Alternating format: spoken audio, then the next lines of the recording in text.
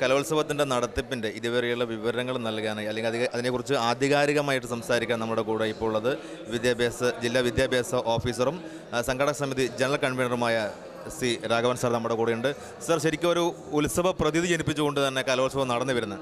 ചില വേദികളിൽ ചില മത്സരങ്ങൾ ഡിലേ എന്നുള്ളൊരു അഭിപ്രായങ്ങൾ പൊതുവെയുണ്ട്. എന്നിരുന്നാലും ശരിക്കും ഒരു ഉത്സവ പ്രതീതി ജനിപ്പിച്ചുകൊണ്ട് തന്നെയാണ് കലോത്സവം നടന്നു പോകുന്നത്. ഇതുവരെയുള്ള പ്രവർത്തനത്തെക്കുറിച്ച് ഒന്ന് ചുരുക്കി പറയൂ സാർ. ഓക്കെ. ഇപ്പോൾ 5 ദിവസങ്ങളിലായിട്ടാണ് ജില്ലാ കലോത്സവം നടക്കുന്നത്. അതിൽ ഇന്ന് 5ാമത്തെ ദിവസമാണ്. ഇന്ന് 20 ഇനങ്ങളാണ് 4 വേദികളിലായിട്ട് നടക്കുന്നത്. അപ്പോൾ ഈ 5ാമത്തെ ദിവസത്തിലേക്ക് എത്തിച്ചേരുമ്പോൾ ഈ കുമ്പള നിവാസികൾ, കുമ്പളക്കാർ ഈ ഉത്സവത്തെ എതിരേറ്റത് ഇന്നലെ മുതലാണ്. ഇന്നലെ മുതൽ ഈ വേദികളെല്ലാം നിറഞ്ഞു കവിഞ്ഞിരുന്നു.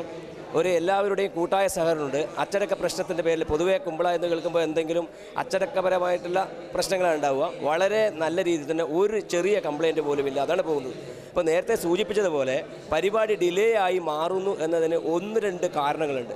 പ്രധാനപ്പെട്ട ഒരു കാരണം, ഒരു മത്സര ഇനത്തിൽ ആദ്യത്തേതായിട്ട് മത്സരിക്കാൻ പലപ്പോഴും രക്ഷിതാക്കളോ അല്ലെങ്കിൽ പരിശീലകരോ തയ്യാറാവുന്നില്ല എന്നുള്ളതാണ്. അപ്പോൾ കോഡ് നമ്പർ, കുട്ടികളുടെ മത്സരത്തിന് വേണ്ടിയിട്ട് കോഡ് നമ്പർ വിളിച്ചു കഴിഞ്ഞാൽ അവർ പലപ്പോഴും കോഡ് നമ്പർ എടുക്കാൻ വരുന്നില്ല.